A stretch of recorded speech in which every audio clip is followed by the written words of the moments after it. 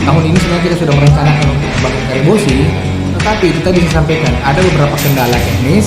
Kesepakatan hukum ini merupakan perbaikan perlintasan Japarate ini reklamasi terhadap Pantai Losari sepanjang 1,8 km.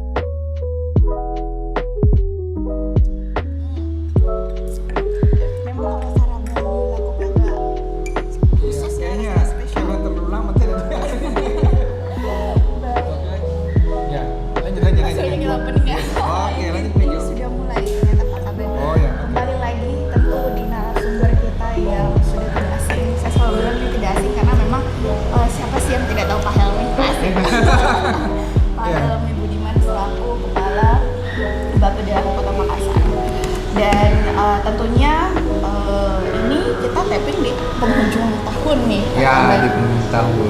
Di bulan Desember.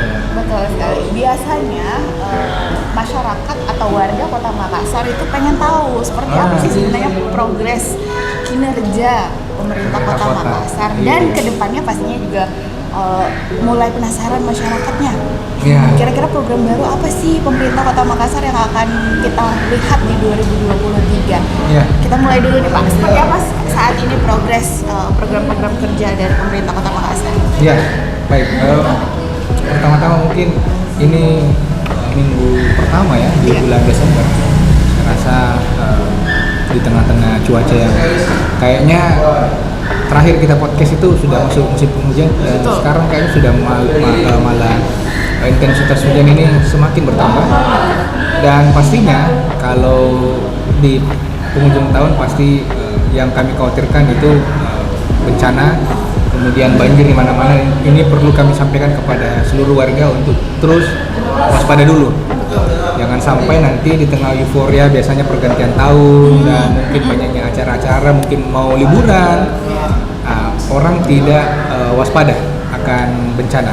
Ini kita perlu ingatkan, jangan sampai kita terlena dengan euforia itu sehingga kita tidak waspada. Itu pertama mungkin Mbak Elsa. Jadi saya rasa itu. Kemudian tadi menyambung apa yang Mbak Elsa tanyakan berkaitan apa saja atau progres apa saja yang sudah kita lakukan sepanjang tahun 2022. Nah, ini kan menjadi pertanyaan masyarakat. Mana sih yang dikerja Pemkot selama ini? Aduh. Nah, memang ya minggu lalu kita juga sudah di rapat koordinasi, Pak Wali sudah mengingatkan, dan memang ya kita patut mengakui bahwa memang kinerja kita tahun ini di bawah rata-rata. Memang perlu kita akui, tapi kita punya anomali bahwa ternyata pendapatan pemerintah Kota Makassar itu jauh di atas rata-rata, bahkan di tengah-tengah krisis energi, krisis pangan, dan mungkin bahkan di tengah-tengah isu resesi yang semakin kencang, ternyata kita berhasil mencapai pendapatan yang cukup signifikan. Pendapatan kita sekarang di angka 75%. Ini luar biasa. Ini di Desember ini? Di Desember. Dan kita sudah mencapai angka 1 triliun di bulan kemarin, di bulan November. Itu saya sudah pernah sampaikan pada saat podcast sebelumnya. Dan ini angkanya akan terus semakin bertambah mendekati ujung akhir tahun 2022. Nah, tetapi di satu sisi, yang saya bilang tadi anomali, kenapa?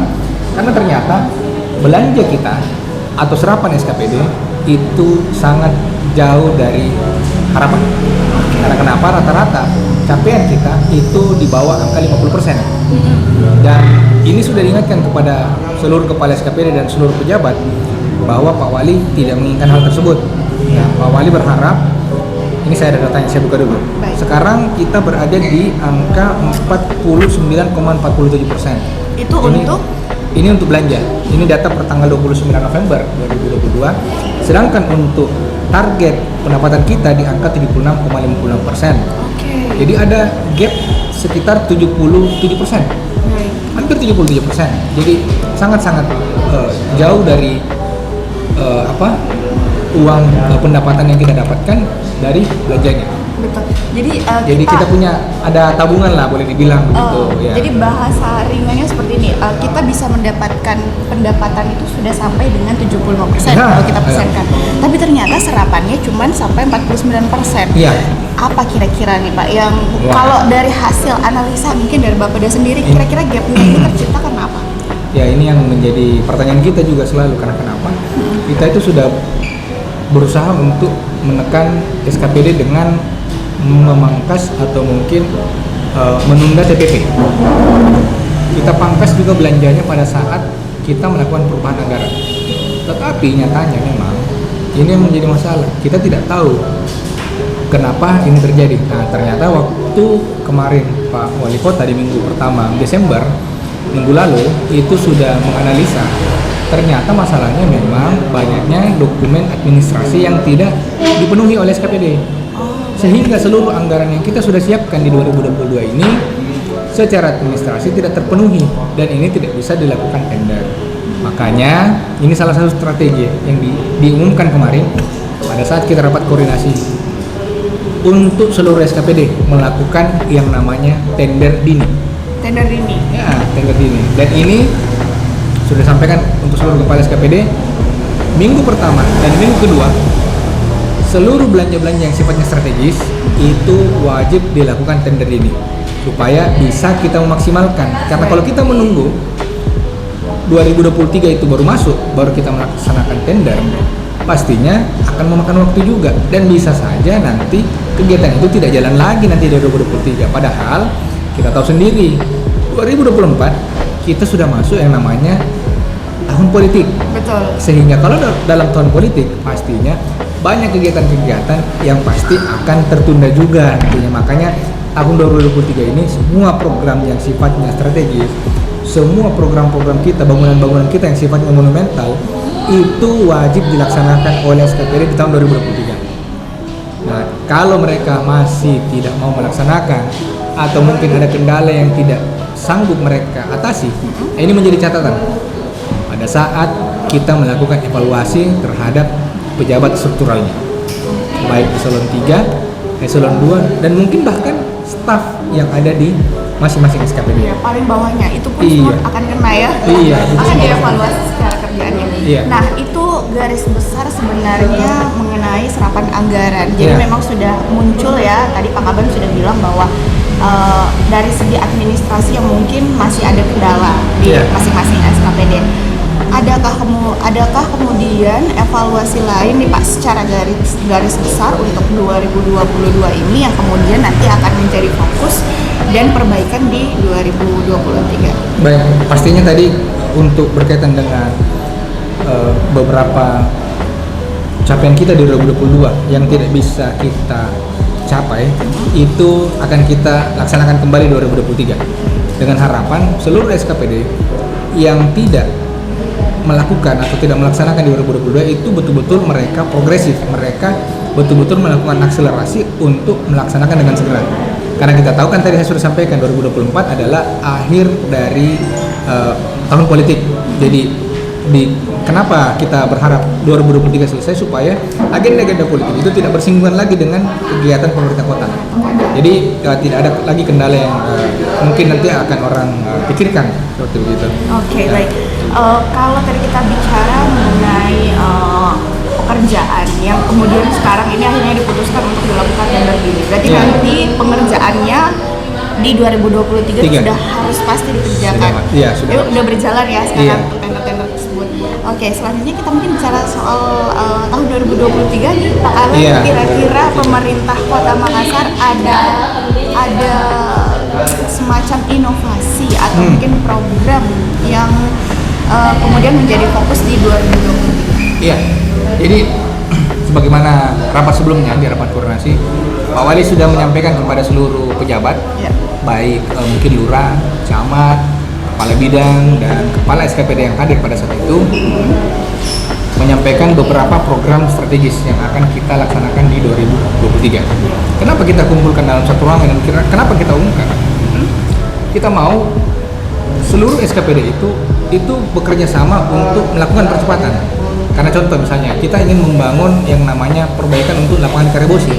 Tentu yang bekerja bukan cuma Dinas Pemuda dan Olahraga. Pastinya dia akan dibantu oleh beberapa stakeholder.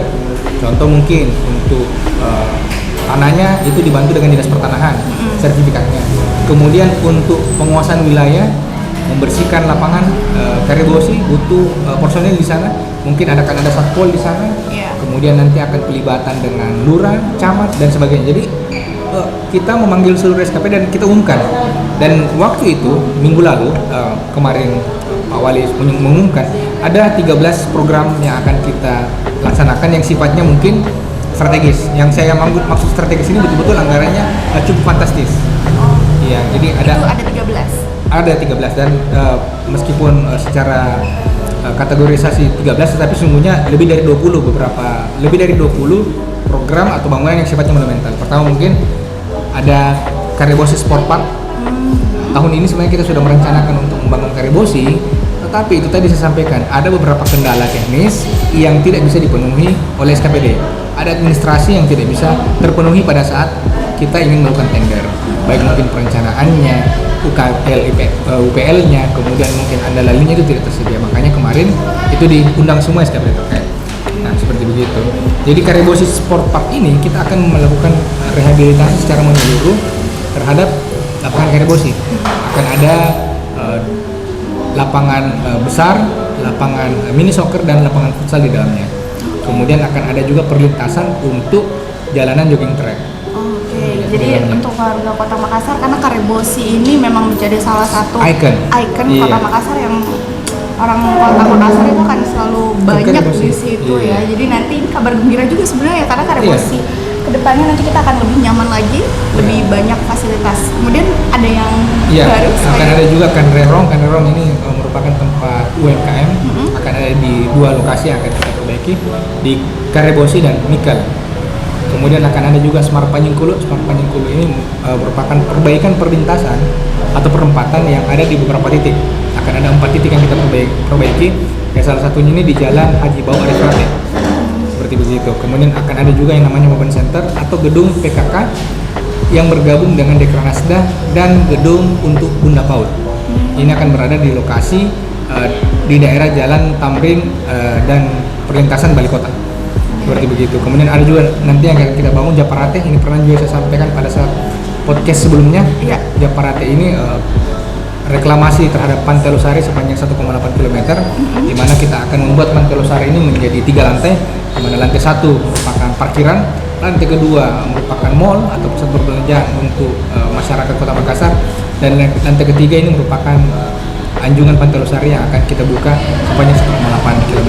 Kemudian akan ada juga yang namanya PAUD, Sumber Smart Sekolah. Kemudian akan ada juga yang namanya perbaikan terhadap taman kota, mungkin Taman Gajah yang mungkin kita tahu dulunya kalau orang tahun-tahun 90-an, tahun 2000 awal itu merupakan salah satu tempat yang dikunjungi di Pantai Losari. Kemudian ada sekarang yang namanya Taman Patung Ayam. Itu juga kita akan perbaiki juga salah satunya. Kemudian akan ada juga renovasi terhadap lokasi heritage Bali Kota. Ini akan kita perbaiki juga. Ini pernah juga kita masukkan anggarannya di tahun 2022, tetapi tidak realisasi juga di 2022 ini, dan insya Allah tahun depan kita akan masukkan kembali. Kemudian akan ada juga penataan rujak Wali Kota Makassar. Kemudian ini yang paling spektakuler, matcha dan sirkuit balap di Makassar yang akan ada di Untia. Ini juga sudah pernah kami sampaikan. Yang terakhir tentunya tidak lepas sebagai bentuk perhatian masyarakat, pemerintah kepada masyarakat khususnya mungkin UMKM, kita akan memperbaiki pembangunan rehab pasar sebanyak 3 lokasi. Seperti begitu. Jadi ada beberapa bangunan yang cukup monumental. Kalau dihitung-hitung sih lebih mungkin dari 20 sebenarnya. Meskipun yang tadi saya sampaikan itu cuma 13. Iya. Dan dari 13 itu kita dengar sendiri tadi Pak Kaban sudah merincikan ya. Saya rasa ini merupakan kabar yang sangat baik buat warga Kota Makassar, karena kedepannya kita akan ada banyak fasilitas, kemudian akan banyak ikon-ikon kemudian nanti di Iya. Kota Makassar sendiri. Tapi sebenarnya pertanyaannya Pak, dari segi kesiapan Iya. pemerintah Kota Makassar mungkin bukan cuman dari kesiapan anggaran ya, tapi Iya. lebih kepada kesiapan pemerintah itu sendiri dalam menjalankan program tersebut. Kemudian masyarakat itu sendiri seperti apa kalau Pak Kaban melihatnya? Ya, tentunya saya sebagai perencana di Kota Makassar, Ya. kita berharap SKPD itu betul-betul bisa sigap dan siap dalam beradaptasi terhadap seluruh macam perubahan yang terjadi, termasuk beradaptasi dengan kebutuhan administrasi. Itu yang kita harapkan. Makanya dari awal kami sampaikan kepada seluruh SKPD, kalau anggarannya sudah tersedia masuk dalam perencanaan kita, itu sebisa mungkin seluruh dokumen yang dibutuhkan sebelum jalannya kegiatan, ya kalau dibilang ya sekarang 2023, sebelum masuk 2023 itu sudah harus dipenuhi. Jadi bulan Desember inilah waktu kita untuk memenuhi. Jadi jangan sampai Desember, ya namanya pegawai sih ya mungkin manusiawi juga kalau Iya. mereka mau liburan apa segala, tapi ya itulah tugas kita sebagai pelayan masyarakat. Ya PNS itu merupakan pelayan masyarakat. Kita harus berusaha untuk memenuhi ekspektasi masyarakat. Betul. Karena sekarang ekspektasi masyarakat sesuai dengan visi misi kita, Iya. Makassar adalah kota dunia. Jadi kita harus memenuhi ekspektasi tersebut. Jangan sampai visi misi pemerintah kota ini hanya berada di angan-angan, di awang-awang, tidak didukung oleh pemerintah itu sendiri, tidak didukung oleh PNS itu sendiri. Sementara masyarakat menanti, mana nih kota dunia? Iya. Jadi kayak Iya. lebih mana buktinya gitu Iya, kan. makanya kami berharap sebenarnya, dan ini kita sudah sampaikan berkali-kali kepada seluruh SKPD, kalau ada SKPD yang realisasinya mungkin rendah, capaiannya rendah, ini akan menjadi catatan kepada pimpinan, kepada Bapak Wali Kota untuk mengevaluasi, tidak hanya mungkin bisa memindahkan, mungkin bahkan mengganti dan menonjolkan pejabat tersebut. Wow. Ini kita sudah sampaikan kepada pimpinan DPR juga serta anggota Dewan yang terhormat bahwa ini menjadi catatan. Iya, ini Iya. ultimatum ini juga ya Pak. Ultimatum. Untuk pejabatnya jangan sampai ini kita mumpung Pak Wali masih baik sebenarnya ya Pak ya, Iya. diberikan evaluasi bahwa perbaiki supaya nanti kedepannya bisa lebih baik lagi pemerintah Kota Makassarnya. Kalau kita berbicara masalah program nih Pak, apakah ada program pemerintah Kota Makassar yang kemudian bersifat lanjutan? Itu kalau misalnya tadi kita lihat ada 13 yang kemudian menjadi Iya. program khususnya atau yang diprioritaskan, yang sifatnya lanjutan apakah ada atau seperti apa? Ya, tentunya kalau berkaitan dengan program kita, apa yang kita sudah masukkan dalam RKA, kemudian masuk dalam BPA, masuk dalam APBD kita 2023 tidak lepas dari visi misi. Visi misi kita adalah bagaimana menjadikan Makassar ini sebagai Makassar kota dunia yang somber dan smart city. Tentunya, pastinya banyak kegiatan-kegiatan kita yang pasti akan berulang. Contoh Iya. mungkin lorong wisata. Nah, Tahun depan kita juga punya target yang sama. iya. Tahun ini 2022 kita sudah berhasil membentuk 1095 lorong wisata. Nah, tahun depan bagaimana caranya kita menempuh cara yang sama dengan anggaran yang sama untuk mencapai 2000 lorong wisata. Nah, yang kedua, pastinya berkaitan dengan smart city karena kita bicara masalah visi misi. Bagaimana cara menjadikan Makassar sebagai kota dunia. Yang kedua, bagaimana cara menjadikan kota Makassar menjadi kota yang sumber dan smart city. Oke. Bagaimana caranya kita mencapai kota yang smart city, mendukung teknologi, yang menggunakan teknologi. Nah, tahun lalu atau tahun ini kita sudah umumkan bahwa Makassar sudah punya visi yang baru, bagaimana kita menempuh atau mencapai yang namanya Makaverse. Ini kan kita sudah pernah sampaikan. Iya. Iya. Ini akan kita tagih nanti Iya. bulan Februari. Pada saat tahun kedua Bapak Wali Kota dan Ibu Wakil Wali Kota merayakan tahun keduanya atau masuk ke dalam tahun keduanya, kita akan melaksanakan yang namanya Rakorsus, rapat koordinasi khusus untuk seluruh pejabat struktural dan pegawai se-Kota Makassar. Oke, jadi itu nanti akan dibahas Iya. secara keseluruhan. Itu perlu persiapan, perlu tenaga pikiran yang fokus Iya. ya Pak ya. Oke deh, itu tadi kurang lebih resolusi. Kita udah tahu seperti apa progres program pemerintah Kota Makassar di 2022, kemudian juga sudah dibocorkan oleh Pak Kaban seperti apa nanti program-program di 2023. Terakhir nih Pak Kaban, karena Iya. ini konten terakhir kita ceritanya di 2022 2022 ya. nih. Ini konten terakhir kita nih. Saya mau tahu kalau Pak Kaban sendiri di luar dari jabatannya sebagai Kaban ada Iya. resolusi sendiri nggak? Oh ya, pastinya Dijawab jujur ya. pastinya saya punya banyak resolusi. Oke, salah satunya apa Pak? Ya salah satunya bagaimana caranya saya bisa meningkatkan kapasitas saya. Asik. Ya, kemampuan saya. Iya. Tidak pernah berhenti belajar. Anda tanya kapasitas seperti apa, nanti kita lihat beberapa tahun ke depannya. Baik. Terima kasih banyak Pak Kaban, Oke. dan sekian Ya. Bapak Dakar hari ini. Assalamualaikum warahmatullahi wabarakatuh.